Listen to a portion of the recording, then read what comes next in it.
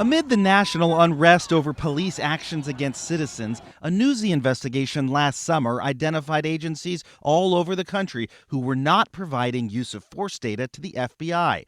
The Bureau wants reports about any serious use of force incident and any time an officer fires their gun at someone. Now, many large departments have begun participating, including the city where the nation's eyes will be next week for the trial of a Minneapolis police officer.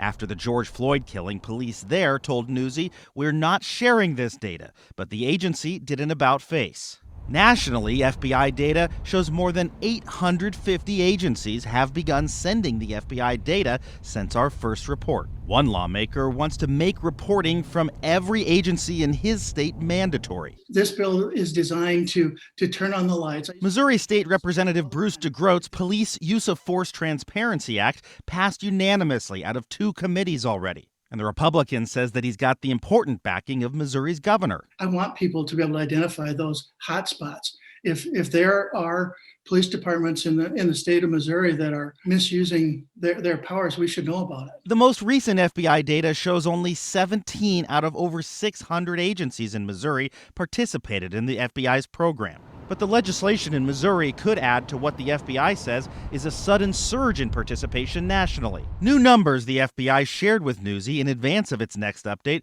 show that as of mid-March, almost 52% of sworn officers are employed by agencies now participating in the Bureau's use of force program.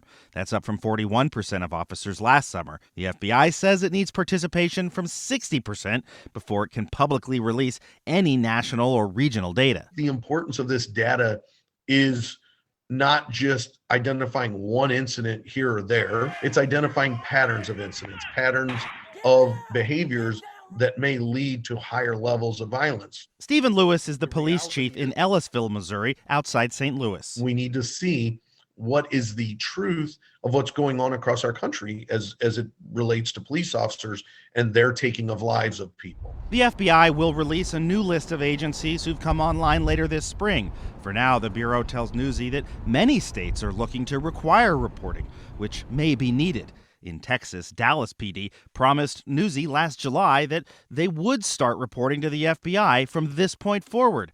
But we found out they never followed through. A spokesperson told Newsy, "I cannot provide you an explanation.